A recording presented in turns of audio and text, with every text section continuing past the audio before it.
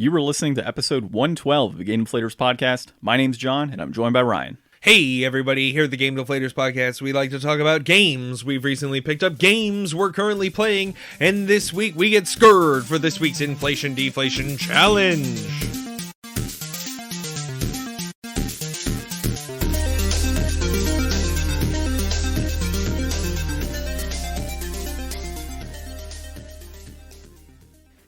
So for once, I actually came up with the intro this week, and I gotta say, man, I'm pretty proud of myself on that one. I mean, John, you're batting 1 for 112. 1 for 112. Yeah, okay, I've got a few more than just one. So we played Maid of Sker this week, but it sounded better as Sker. Sker, so we went ahead and said Sker. If you're scared, go to church. Yeah, after this game, I'm not sure. So we went ahead and played that for Inflation Deflation this week. This week we'll also be going over our top 5 inflation deflations of 2020, as we like to do. So we'll have some fun with that. We'll also be talking about our games that we are going to be playing for our new games resolution. I assume you chose one. Double down. Double down, all right. And we got a few articles. Speaking of double down, KFC. Yeah, so that's one of our articles this week. So we'll actually be discussing KFC's video game console that was released recently. Or not released, but announced. And we'll be looking at an article about an investor suing a game studio known as, CD Projekt Red. And our last one, it's about the video game industry. So we're expecting a boom in terms of overall numbers financially for video games in 2021. And we'll talk a little bit about that. So, Ryan, let's get it started on pickups. You actually got a pickup. I have stuff. I participated in the thing that I'm supposed to do once a week.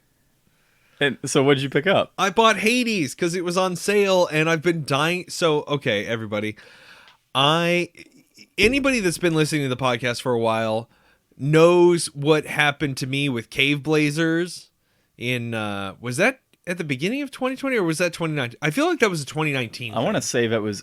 Didn't we start recording in 2018? I think that Cave Blazers was a 2019 phenomenon because I don't remember playing it since the previous Thanksgiving, which was in 2019. I just know you played it a lot. Yeah, so I tend to get sucked into roguelites once they come out and I really, sink my teeth into them. I love them.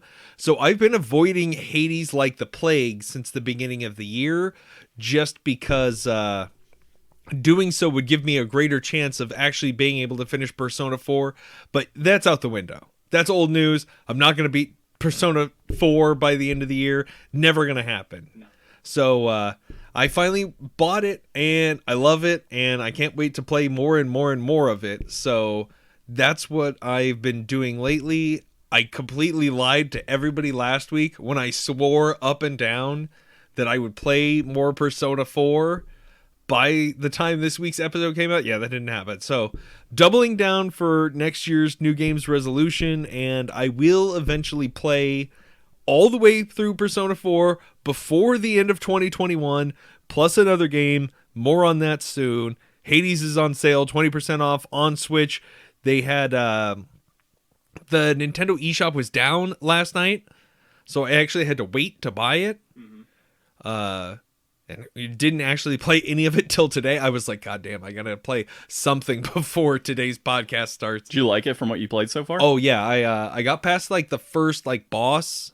I don't know how many bosses there are, but I beat Meg on my 3rd try. It's super fun. Love the art style. Love the going home. Love I can already tell there's going to be a whole bunch of different build diversity and stuff, and all the unlocks are going to be really fun and cool. I really hesitate to want to say that I'm going to play my first 2 new games resolutions as soon as possible. So what I'm going to do is, it is currently December 26th.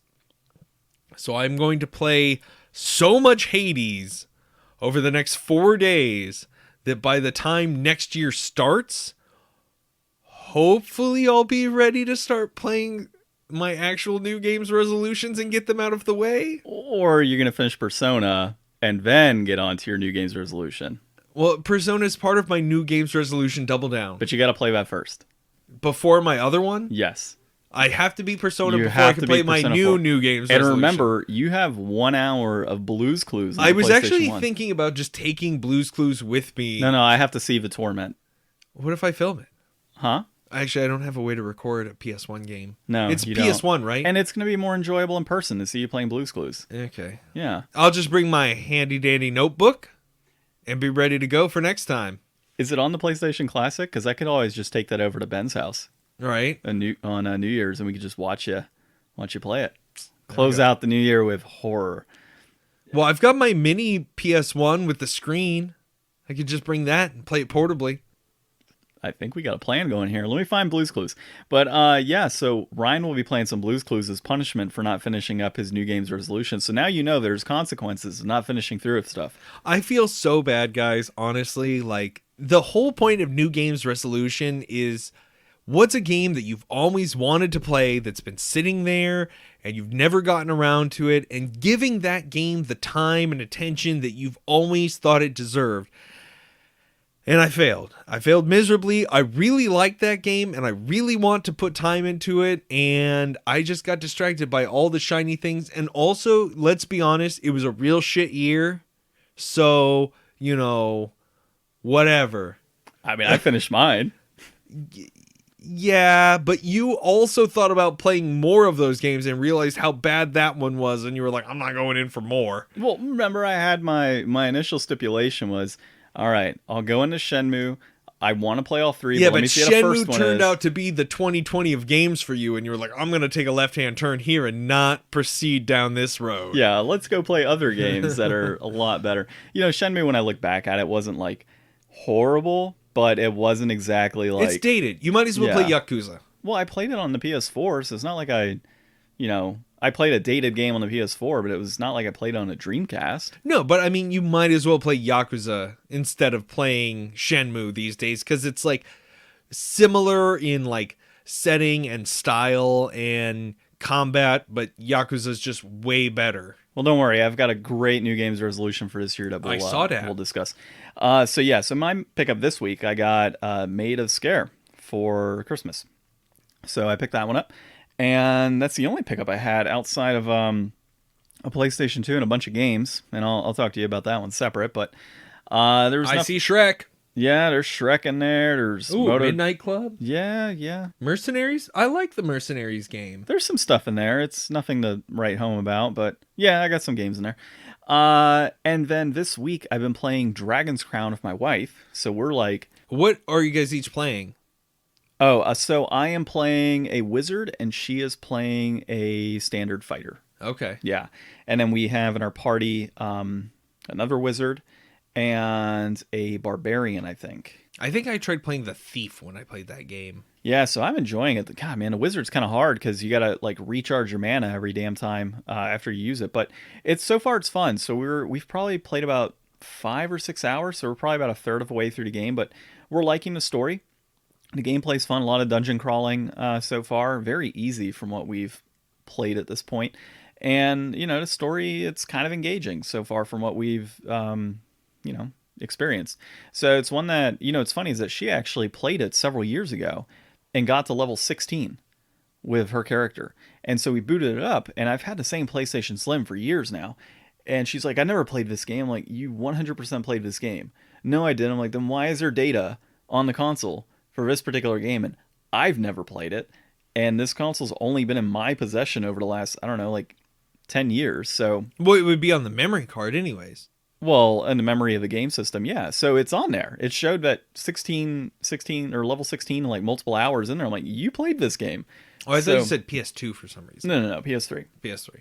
So playing that, there is a PS4 version. I think it's like Dragon's Crown Pro or something. So yeah, there's that. But so far, like I said, we're enjoying it. We're D&D fans, as everybody knows from our prior episodes. And it's got kind of that storytelling component that you would experience with D&D. Like you walk in and so-and-so sees you and this is their reaction. And then it has like the lines that they would say. And we need you to go to X location and retrieve this and come back. And so it's pretty cool. And graphics are pretty interesting as well. Lots of boobies. Lots of boobies. And then the other game I've got, of course, is Jade Cocoon. I haven't touched this one for a bit, mainly because I just haven't had a chance over the last several weeks, as you know. You've just become too jaded. God, his dad jokes, I swear. If you were around Ryan... I got a book of dad jokes in my stocking. Did you seriously? Oh, my wife's going to regret giving me those. She didn't need to give you that. You're like... The book was probably written by you. Right? Yeah, so... Self-published. Yeah, we get this on a consistent basis from Ryan everywhere we go. There's at least one dad joke, and if he doesn't tell it, we're disappointed. So, yeah. But either way, Jade, Cocoon, that, it's still on my list. I just, like I said, been busy. Haven't had a chance to play it, and then... of course, the wife wants to play Dragon's Crown, so it's like, if I'm not playing Dragon's Crown, that's really all I've been playing the last few days. And that's it for this week. Did you have trivia from our master list of trivia? I didn't. I figured that we had enough stuff to go over this week. All right. And that's my excuse. We'll hold trivia next time. And by next time... we'll do it at some point, but it'll happen. Hey, if you guys have any suggestions for trivia, why don't you hit us up on those social medias, such as at Game Deflators on Twitter, at the Game Deflators on Facebook and Instagram, and you can leave us a comment with your favorite dad joke and or video game trivia on anywhere that you can leave reviews on podcasts, like Apple Podcasts, Podbean, Spotify. Recently, I learned that we're on Audible. Yeah. Because that's a thing. Amazon Music, I think, is technically what we're on. So cool beans on that. And then also, I'm going to call out the guy on Twitter that messaged us or tweeted us. While we did not mention Mega Man NT or Network Transmission on our episode last week, because, you know, we did Mega Man X, we did do an episode because I was going back for 2020. We did play the GameCube version. So if you're listening, go check that one out. I don't remember which episode. I didn't write it down, but there's a Mega Man episode out there. Wait, somebody messaged us? Well, they tweeted us. Tweeted us? Yeah, they put like the facepalm, like, you guys didn't mention Network Transmission. I'm like, well, for one thing, we're not huge aficionados of Mega Man.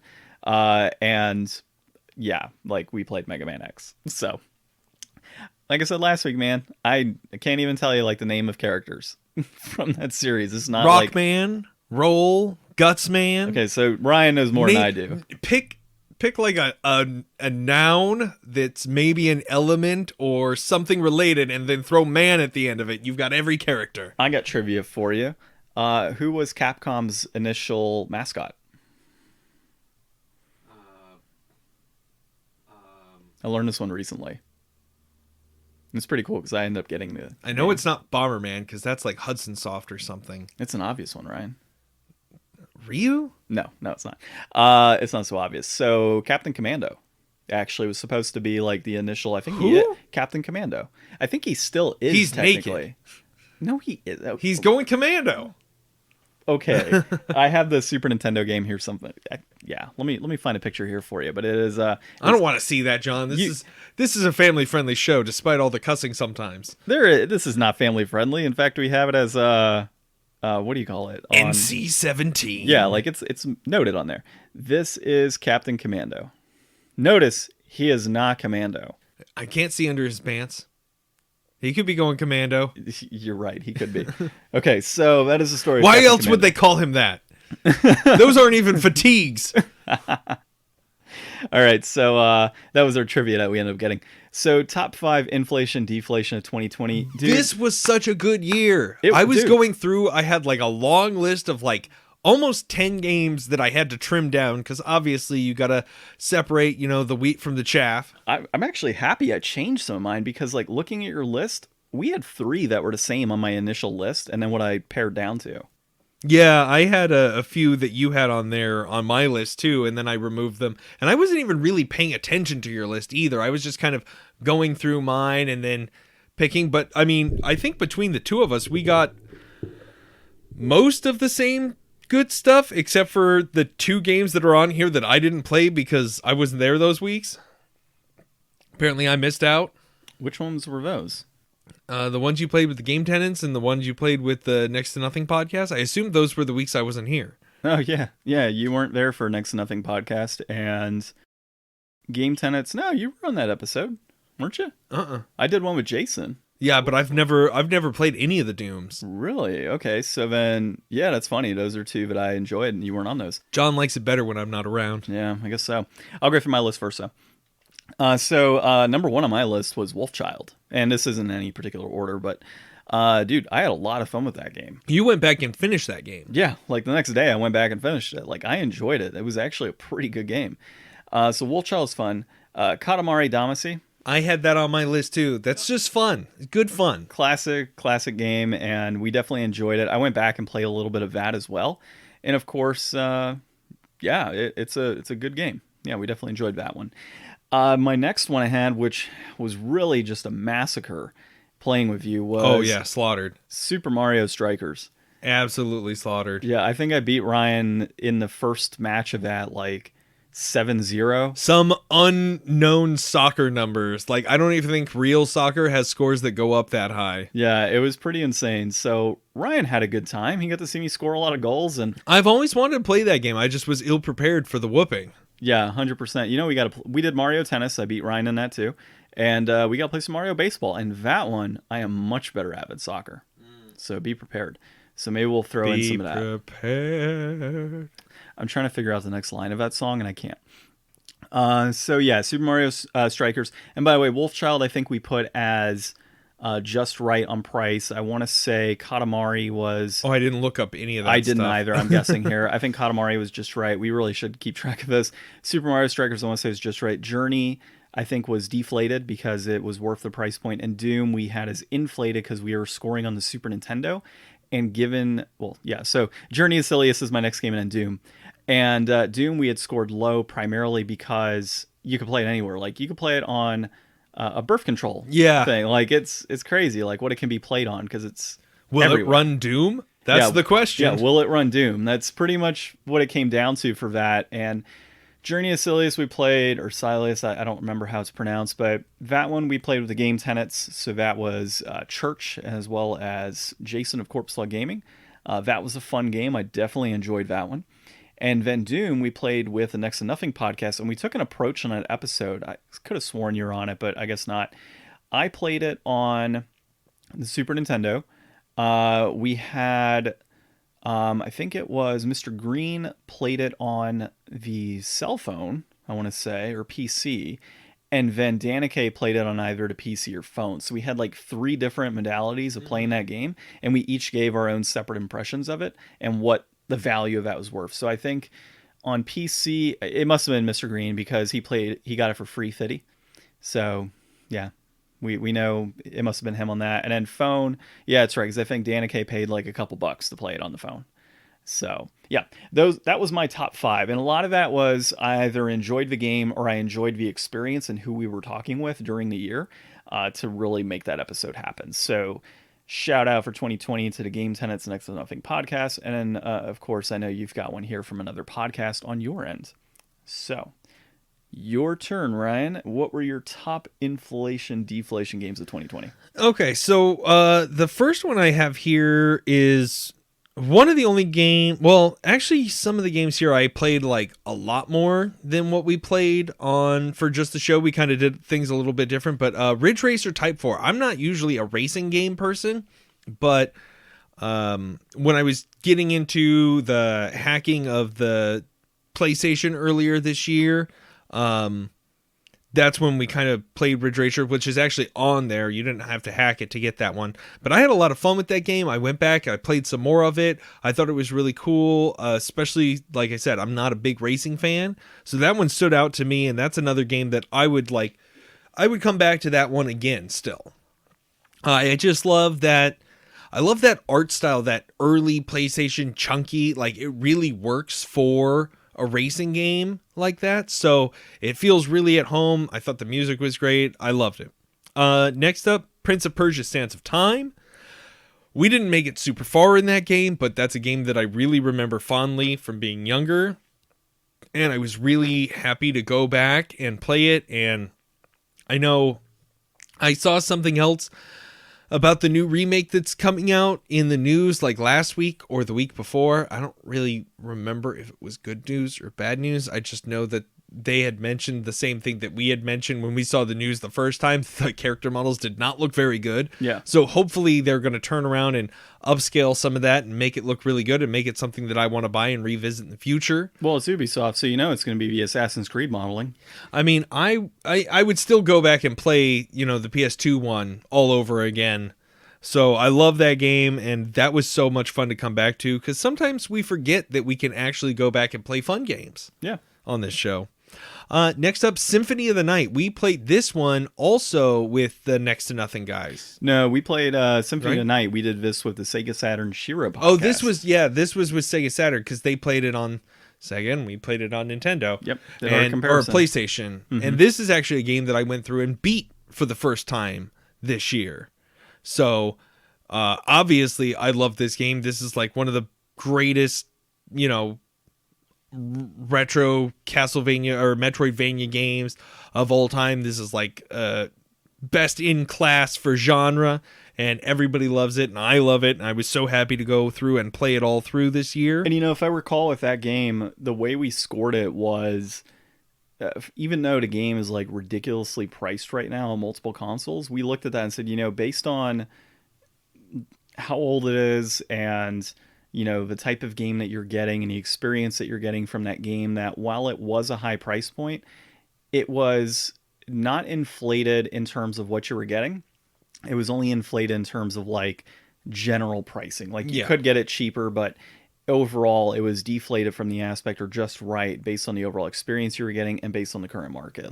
So that was a different take that we had with those guys, and I thought it was a good game too. This was actually on my list initially, and then I removed it because there was a few other games that I felt that I enjoyed more during the year.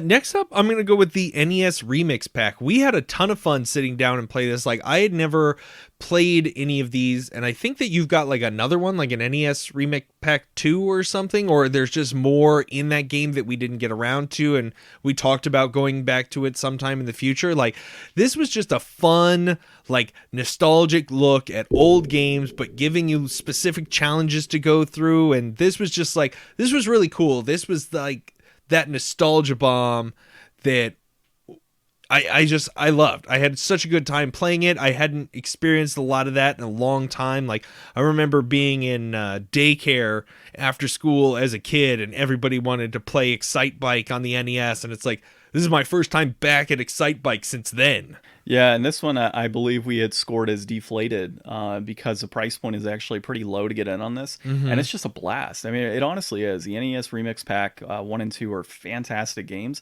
I want to say the one I have is 1 and 2 combined, but I think we probably only did like 1. I don't remember, but I know I went back to this. Like, after you left that day, I was just sitting back on the Wii U just playing NES Remix Pack while my wife was watching like Critical Role or something. Yeah. And then lastly on here, Pokemon Pinball. I had so much fun. We did like a week-long kind of challenge to see who could catch the most Pokemon and who could get the highest score. And like, I so fondly remember this oversized cart with a rumble pack sticking out of my Game Boy as a kid. And going back and being able to play that, I just had a blast. I love the graphics. I love the, there's been so many different side Pokemon games that have come out over the years, and besides this and Snap, I don't really remember getting, like, I never really did any of the dungeon games. I bought Pokemon Conquest for DS, which was fun, but also still kind of in a similar genre with like RPG stuff, but I'll always be a huge fan of this game, and going back to that really triggered again that kind of nostalgia, drive, love. It had to be on this list as soon as I remembered hitting it. And this one was pretty far down. We played this one. Mine's kind of numeric or chronological through the year. I kind of started at most recent, kind of went back in time. So it'd been a while since we played that one, and I almost forgot about it. And I was just like, oh my gosh, I love that game. And it made me almost really want to pick it up and play it again before coming over here again today. There was a lot of games that, as I was looking through the list, I'm like, wow, we played that this year? Like, it was pretty insane, like, how many we had. Yeah. And I think one of my favorite episodes we did, where we got to play a lot of stuff, was when we did our kart racing, see which kart racers were best. And I was so close to putting down Double Dash, but I was like, man, it's my favorite Mario Kart racing game. I can't just throw that on there. Like, anybody that's listened before knows that's my favorite Mario Kart racer. So why put it on there? So like I said, I tried to put in games that I enjoyed playing with other people, enjoyed, experiencing, and I felt I had a pretty good list. And by the way, NES Remix Pack was also on my list initially, and that was one that I removed. So I'm happy we picked separate games. Oh, and Prince of Persia too. That was on my list as well. So this was a great year for gaming. I hope that next year we can actually get through like a lot of really cool stuff again. Yeah, I think we will. We got to figure out what we're going to start with next year. But, speaking of next year, we have our new games resolution for 2021. So if you are new to the podcast or you've been listening for a while, Ryan failed at this and we've been talking about it all year. I'm 1 for 2, John. Well, I mean, technically you played 3 games last year. Okay. So you're I'm a little ahead of the curve. Maybe I'm okay. Yeah, you're 3 for 4. So let us know how bad I am in the comments. Yeah, go ahead and let Ryan know how terrible he is. I played Suikoden 2 my first year we did this. And this year I played Shenmue, first one on the PS4. So I played the remake, or not the remake, but the kind of remaster of that game. So it was a good year. Suikoden 2 I definitely enjoyed when we did it year 1. And that's when we really kicked this off. And then year 2 playing Shenmue, which was okay. And for year 3, I'm going to take it back to the N64. And I'm going to play some Conker's Bad Fur Day. It's a game that I have always wanted to complete, really. I played a little bit of it when I was a kid. So I had a family member that had an N64. And we would see them once every year or so. We'd go up north from where we lived. And we'd go hang out in that area for about 2 weeks. And whenever we'd go to that family member's house, we would play it for a little bit. And so this was one that my brother and I would play. We absolutely loved it when we would play it. We had a lot of fun with the vulgarity of it and the different concepts that were tied to Conker's Bad Fur Day. It's pretty much, Banjo-Kazooie with, poop jokes and stuff. And a lot of interesting history, like the development of Conker's Bad Fur Day, like went through like a whole ringer before it eventually came out to what it was, and it amounted to something that like nobody really expected that when it came out, and everyone was like really blown away. Now, are you going to play the original N64 or are you going to play the reloaded one for Xbox? I am playing it on the N64. So if there's a battery in that cart, it's probably going to get replaced in the next couple weeks here. So we'll see. That's my game. That was actually I was talking to Justin, who was, as you know, on an episode with us a few weeks back in, I guess, early November, so about a month ago. And I was just talking to him like, dude, I got to figure out what the heck I want to play. And I started listing off games. He's like, well, hold on, repeat that one again. I'm like, Conkers? He's like, yeah, that one. Like, you'll have plenty of jokes to tell while you're playing it. Yeah. So that's my game. So I cannot wait. That's going to be fun. So for me, as you all know, I will be shaming myself by playing Blue's Clues for like an hour or so to make up for the fact that I made I made about 17 hours of progress into an 80-hour RPG this year with Persona 4 Golden for Vita. So this rate's going to take you 4 years. Yeah. So this year I will be retaking the challenge of the Persona 4 Golden. I kind of debated starting all the way over, but I'm pretty sure that I've got a save file from just the beginning of the month of in-game calendar time that I will be taking through. So I will continue my playthrough despite all of the stuff that I've forgotten about the game, and I don't know, maybe I will start over. Who knows? We'll see. I'll get through it. I will get through Persona 4 Golden. I promise. I've got a whole nother year. Like, if it takes me 2 years to get through this game, so be it. But I will best this game. Yeah, he's going to take it back to 2019 when he finished ZOE 1 and 2, and then ZOE on the GBA. Yeah. So, and then my new games resolution for this year, I've talked about it before. I've never really, been the biggest platformer, and I've always wanted to get, back into more. I've had a lot of fun when we've gone back and revisited some stuff. I got the Mario collection, the 3D collection on Switch this year, but what I really want to do is play Odyssey. I've heard so much good stuff about Odyssey since it's come out, It's the other big mega title for the Switch that I've never played besides Breath of the Wild. I know John's got it, so I don't have to pay for it.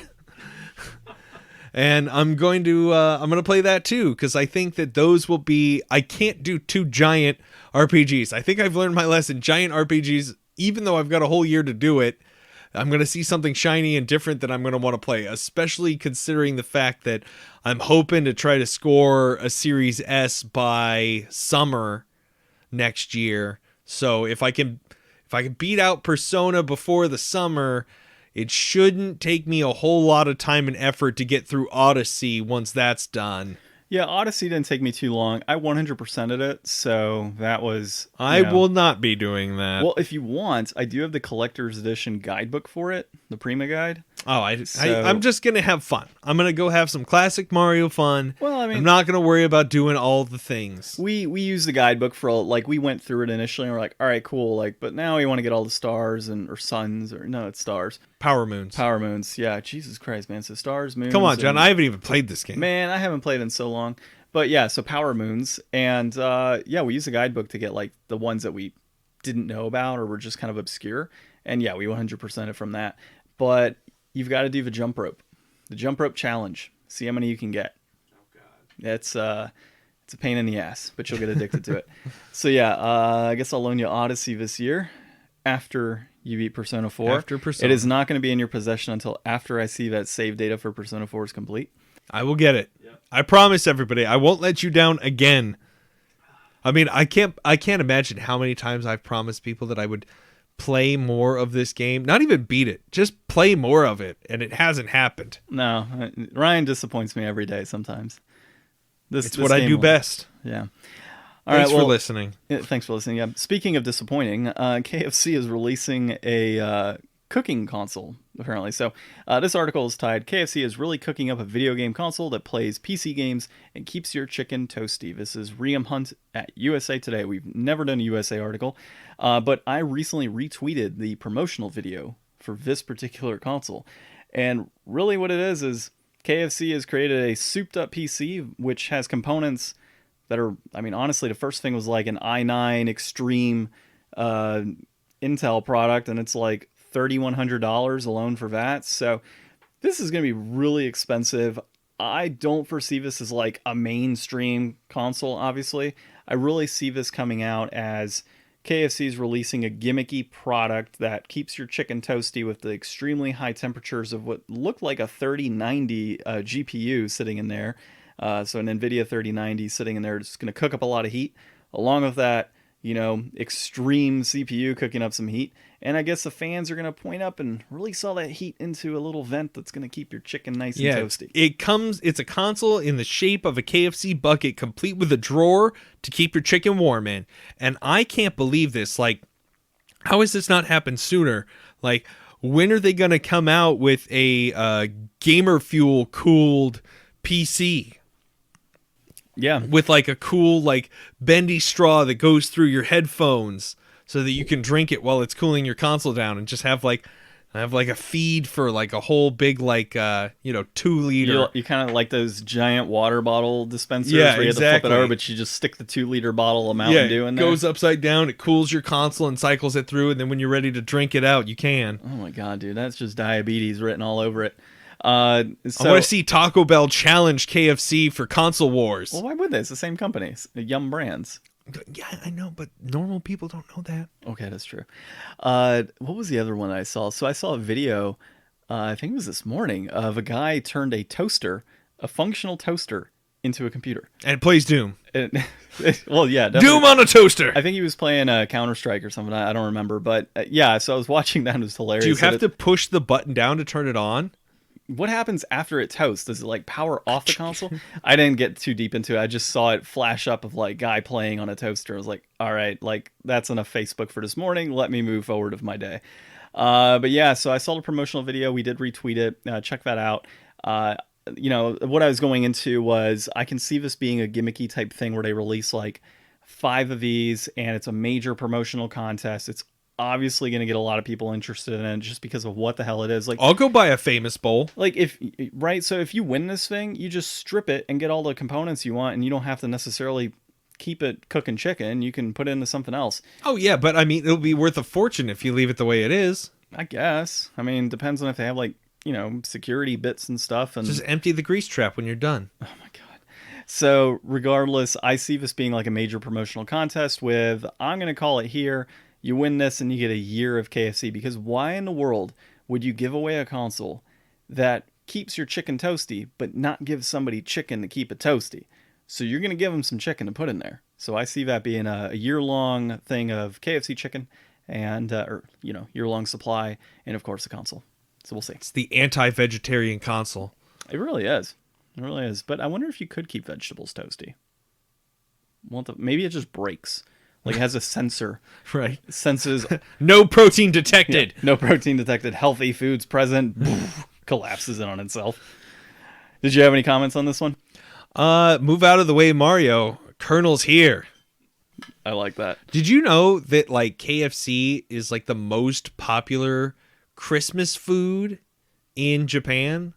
It doesn't surprise me. Like I mean, they sell out like every year. Like you have to like pre-order your Christmas dinner KFC. It's a crazy thing. Really? Yeah. Aren't the pieces of chicken there smaller?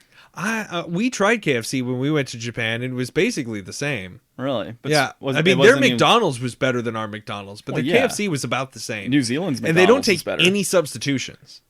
Oh, really? No, you go in. Actually, that's one of the really handy things about going to Japan. You don't have to speak the language to order off the menu because, like, when you go up to the register, they have the menu on the counter. You just point at what you want.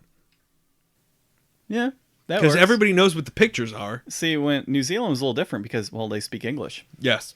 Outside of, you know, Maori, but they don't really, you know, speak that in locations like that, like a fast food place. But yeah, I would agree, man. Like McDonald's over in New Zealand, really just I think any other part of the world is going to be better than the United States. We have lower expectations, I guess. All right. Our next thing here is going to be Investor Sues Video Game Studio over Buggy Cyberpunk 2077. This is David Ingram at NBC News. We have got some like we're hitting all the prime articles going on here, man. The big boys. I'll let you kick this one off. So this makes a lot of sense. I mean, anybody that's been following Cyberpunk and the whole launch debacle of how bad this was and all the refunds that they're giving out and all that stuff. And speaking of refunds, I mean, I guess the investors, you know, put their money up, gave it to CG Projekt Red, said, hey, here's some money, develop this game, make all of us rich people even richer. And they didn't get as rich as they wanted to, but I mean, they lost money in a sense because no, they had millions and millions of pre-orders. Like they made their money back and then some. They just didn't make all the money. And if there's anything we know about video game publishers and obviously people that are investors, they want to make all the money, not just some of the money. So the people who I feel bad in this situation are not these investors that are suing them. It's the people who got to open, by the way, I think I already mentioned this, it's the 26th of December. So everybody that opened their copy of Cyberpunk 2077 yesterday and has a standard PS4 or Xbox One, it's already 5 days after the return policy that Best Buy at least issued. They were taking back physical copies up until the 21st. So if your parents don't keep up with the news and you got this game as a gift and it's already too late to bring it back, you know, congratulations, you get to wait till March until this game is in hopefully a playable state. Well, so a few things on that. If it's still sealed, that you should be able to return it back, you know, by the 31st of January, I think is what they typically do for holiday shopping.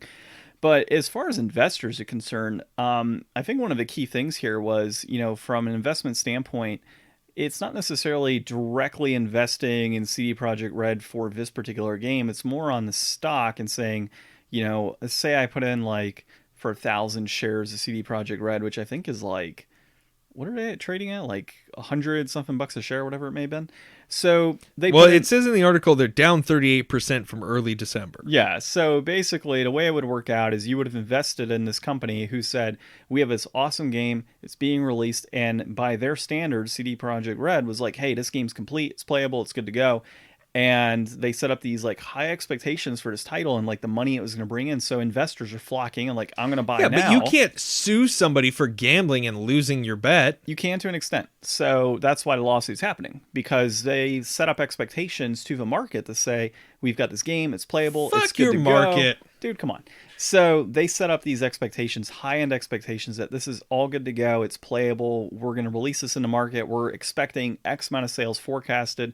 It hits market, it's buggy, it's unplayable for some people, doesn't even hit what they were anticipating in terms of overall sales. So they hit like 8 million sales, I think, and they were projecting more than that. I think 8 million was like just the pre-orders. Oh, okay. So it was 13 million, I think, is what they sold, and that was below expectations, what they forecasted. So of course, investors are kind of pissed because like, you hyped up this game, we put forth money into this company expecting a major return from our investment, and now it's a major loss of 38% because you guys underdelivered on your promises. I mean, that's why it's in court, and who knows what'll happen. There may be a settlement. It's worth keeping up with if you're into this type of thing.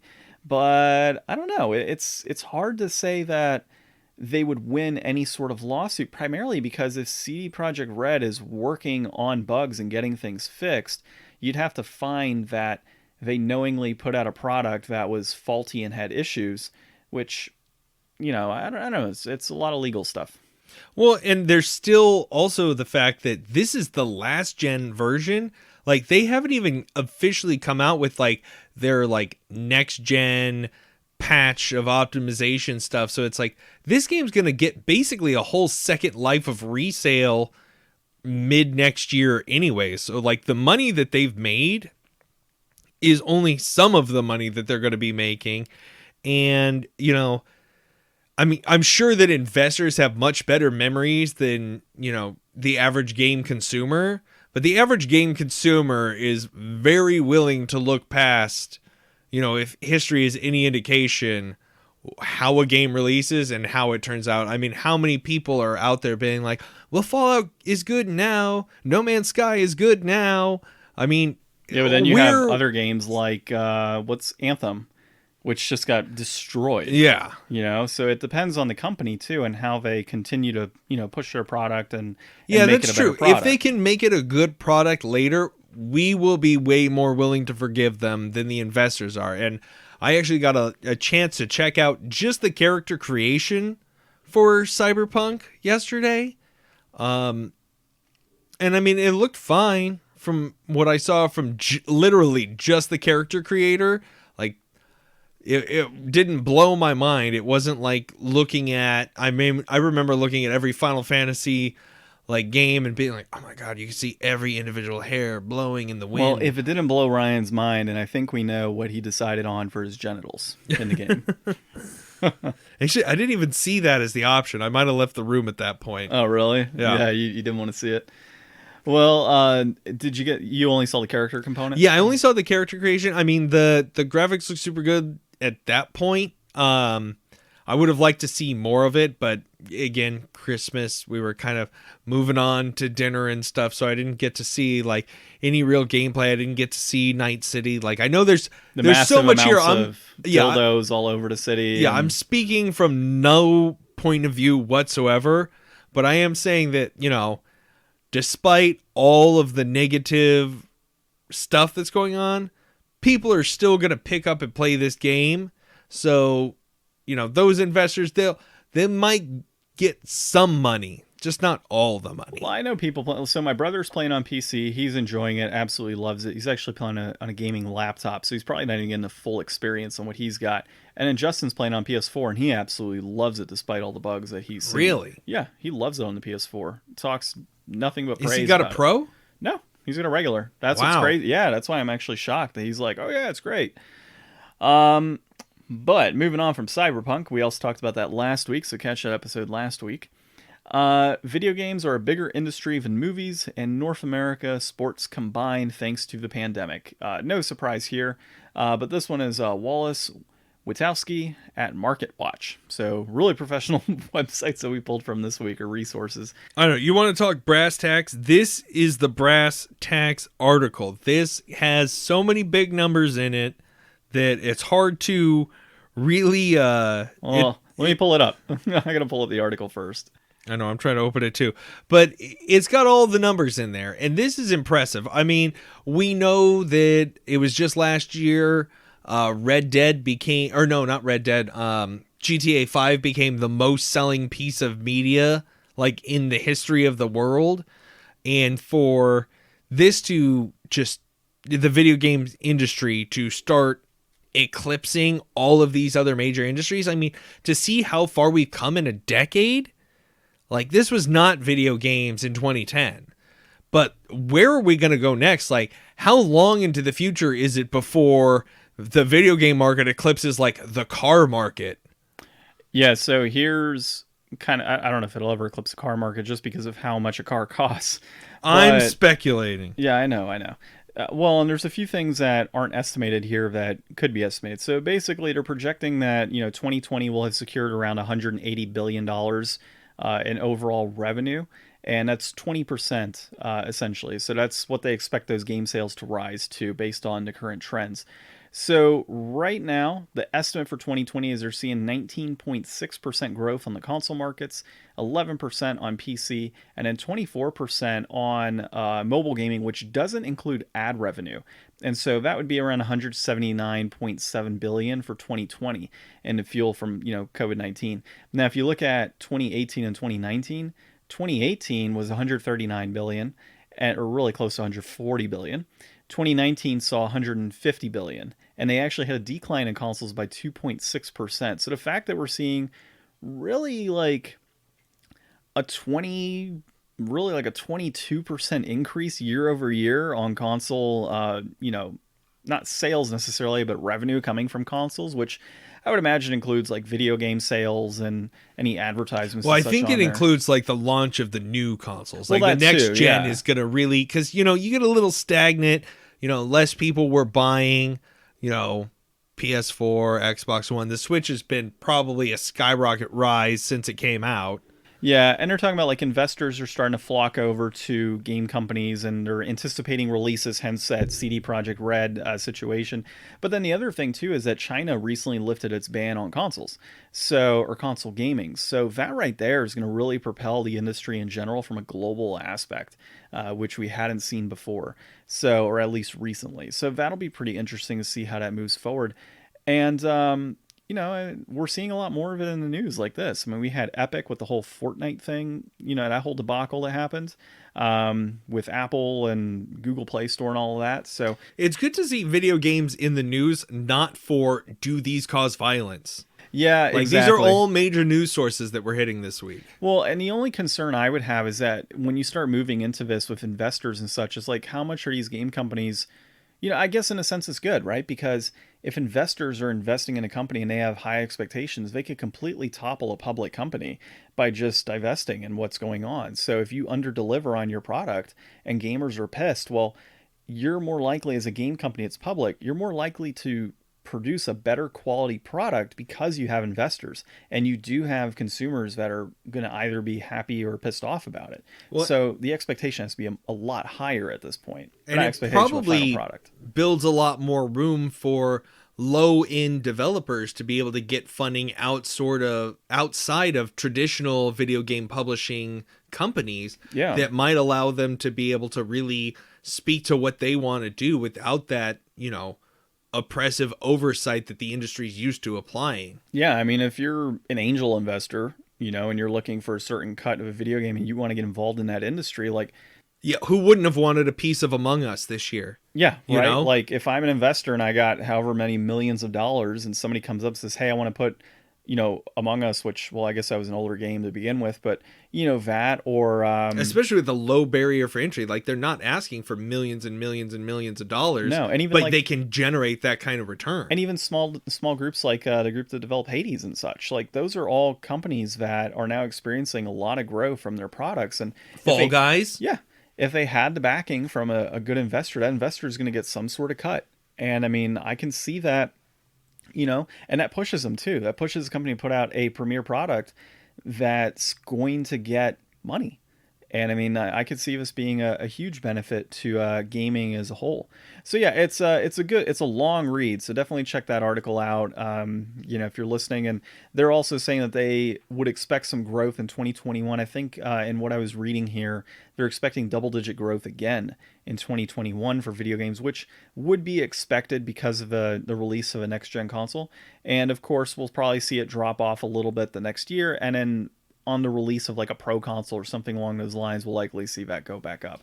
And mobile's always been like a growing industry for gaming.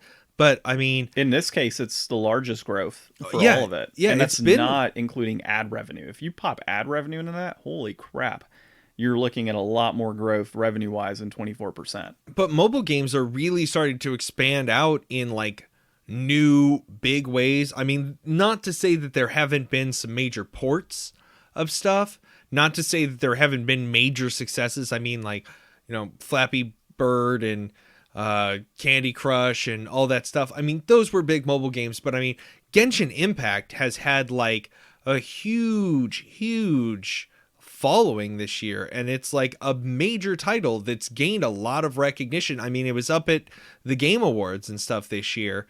So with more companies, especially starting to reach out into the cloud gaming space like Stadia and Luna and stuff like that, there's going to be a lot more recognition for mobile as a platform to play really well-developed, large-scale games in the way that, the traditional gaming space hasn't really given them that credit for. It's always been like, oh yeah, I mean, I guess they re-released that for mobile and you could play it there, but would you really want to? But it's not a strange thing to hook a controller up to your phone and play it on a train or a plane or an automobile or whatever. Or a toaster or a chicken bucket. Yeah. So it's a crazy world. It's a crazy world in 2021, and it's going to be a crazy world in 2020, and it's going to be a crazier world in 2021 for games, and we'll see, how big this thing can get, because it's just not stopping. Well, and the article also calls out China only at this point makes up 1% of the gaming market, or at least in that particular gaming for console gaming. So will they make their own console? Will we see like a Chinese manufacturer come into the space? Because really it's Microsoft. Well, we already got that. Sony. We already got that with Soldier Boy. That was his Chinese console. Microsoft, Sony, and Nintendo are the only three big boys out there. There's plenty of room for a Chinese company to come into play. Oh, for sure. And steal all our information. Right? Like, what is this that I see going on the screen while I'm playing this copy of Call of Duty? All right, so let's jump into our Inflation Deflation week. This one was Maid of Sker, Sker, Sker. And this was developed by Wales Interactive, published by Wales Interactive, and designed by the Wales Interactive team. It was released in July of 2020. It's a survival horror, and it received receptions around 6 out of 10. This game in general, it's based on like folklore of the Wales area. I didn't know too much about it before jumping in. All I know is I saw some pretty good feedback that gamers had provided through different forums, and I figured let me add it to my Amazon wishlist, and I happened to get it this year. So we played that for a little bit today, and Ryan, what were your overall impressions from when we were playing? So this is another one of your kind of walking sim but survival horror games where you're going around exploring a spooky area. It is interesting in the comparisons that they make to other games. Like, it has a Resident Evil type save system, not necessarily the same as where you have typewriter ribbons and only a limited amount of saves, but the idea that there are no autosaves. You have to find a room and manually save in order to save your progress. It's got similarities with other survival horror games. You're not really fighting enemies as much as you're trying to be quiet. Outlast navigate around them. Yeah. So this is another example of, a really good looking AA game pulling from what makes other similar genre games popular and incorporating those ideas. And in this case, incorporating those with some like real world folklore and elements, and drawing from, obviously it's a these are folklores from the Wales area. This is made by a team called Wales Interactive, and I would assume they're based out of Wales. yeah, based so on that. It's cool to see developers be able to use what they know and where they are and draw that kind of inspiration and come out with something like this. This is something that I would love to see a much bigger space created for, and I have a feeling that going into the next generation, we're going to see a lot more of these AA developments really starting to reach up and come into their own, because everything's going to look so good on the next gen, and the tools are so advanced now that it should be something that studios are capable of not having to try to reach for that big $70 AAA price point that we've seen letting us down time and time and time again. Like, you don't have to. There's a real negative in the industry when you try to say that anything that isn't a 9 out of 10 is garbage and you shouldn't play it. Like, there's room to develop a good 7 to 8, 5 to 8 out of 10 range for decent games for people to play on more of a budget and have those stories that you're not trying to wash out and market to everybody in the world. Yeah, like this was one of those games that it released at $30, and it came out in July at 30. It still sits around 30, I think, new, unless you catch it on a sale. But you bring up the whole thing of like availability and price, and not necessarily pushing the limits on having like a ridiculously good game. This looks like a good game too. The graphics are nice. It does, and it played pretty well. Like, my only qualm I had was when the brightness, even at like normal, like mid-tier, like 110% or whatever it came out to, was still way too dark. We were getting some light. I'm sure if we were playing this like at 10 p.m. at night, it would have looked a lot better. Yeah, but at the same time, you got to consider, if you're making a horror game, people are likely going to play at night, but it's got to be set up in a sense that you can play it during the daytime too. So we put the brightness all the way up, and it was still kind of dark. And then control-wise, having to toggle that cursor like right on something to be able to select it was a bit of a pain as well.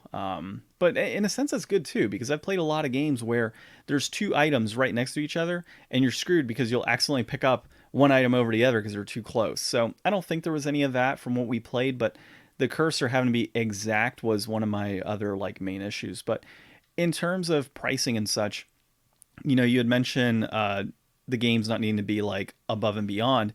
Blair Witch is one of those games that I really enjoyed. I think it was like a 4 or 5 out of 10. And it was still good. Like, I enjoyed it. It's a $30 game and really quick game to beat.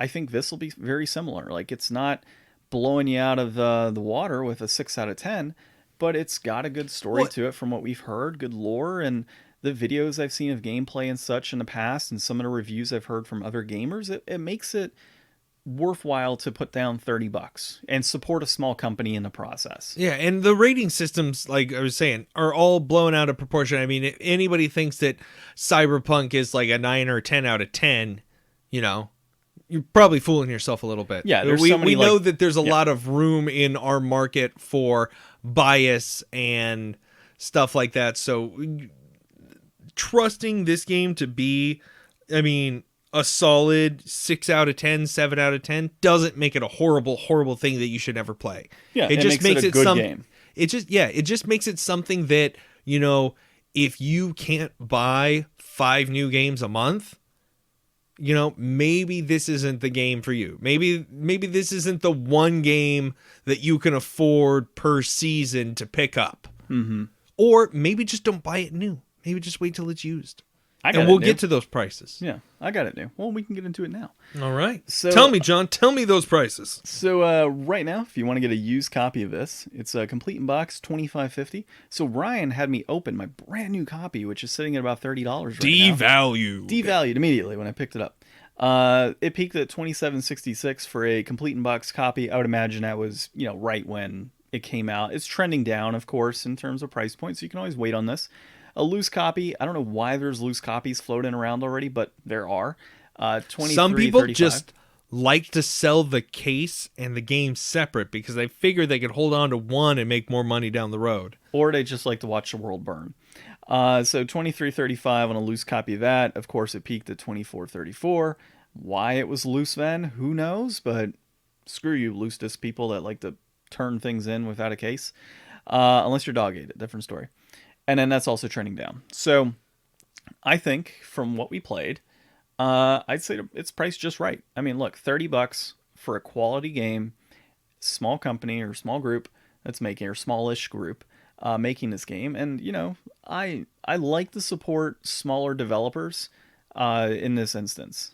Well, $30 is not a big ask. I mean, you're paying half of what last generation, I guess, would be for a premier title. And there's games out there on last gen that are 6-7 hours of gameplay and are popping out at $60, and then you got games like this, 4.5-6 hours of gameplay for 30, and you're gonna get a good experience from everything I've seen.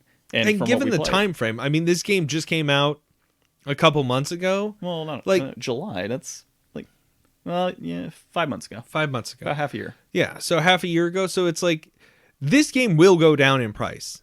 Potentially, it might go up because it's towards the end of the gen. So yeah, that's something you always got to look at as well. It could turn around and go up again eventually, but for now, it's going down a little bit. So it's like you may get a way better price on this down the road.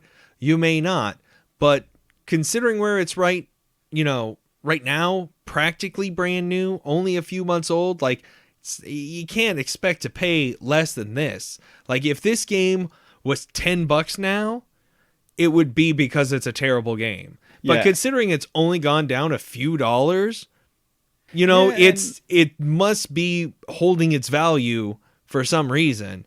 Well, and horror games generally don't go down a ton in price if they're good. So the fact that this is still sitting new at $30 and hasn't had a tremendous amount of sales, and Complete in Box is still sitting at $25 6 months in, leads me to believe that this is probably a game that's gonna stay at this price point for a while. If it does dip, it won't be very far. I can see this being a late life cycle game, maybe not printed as much because it was just kind of under the radar, and going up in value over the next several years.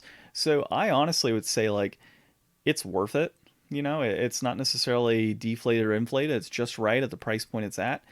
Pick it up because it'll likely be inflated pretty soon. I would say in the next year or so we're gonna see this game go up, I think. Yeah, I'm gonna call this just right for now because you can't. I mean, for a game that's already half the price of other new games, you can't expect to pay less than this right now for what it's going for, and it looks good. I mean, obviously, buying on the secondhand market, you're not really directly supporting the developer anymore.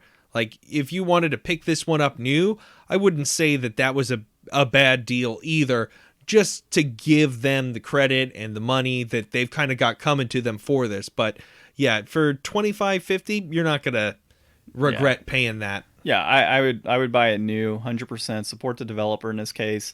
There's no sense waiting. It could go up. It's always weird covering these games that are not like, they don't have the history of up and down, and there's not a lot of trending to look at through the past history of it. So it's always interesting to check out what our opinions are on this. And this is definitely one of those cases where I would say, spend that extra $4.50 to support the developer to see what they can come out with next time. Because I'm sure that, with what they've done this time, ironing out the bugs, figuring out how to, develop better and move on to something else, I want to see it.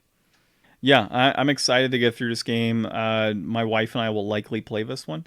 And whenever we get to that, we'll let everybody know our progress. I know for sure the next game that we're playing, though, is going to be the new Tomb Raider game once we finish up, Dragon's Crown. And I was going to look up Wales Interactive. I'm kind of curious what, the size of their group is. And, because we're saying they're a smallish developers. So I'm just kind of curious.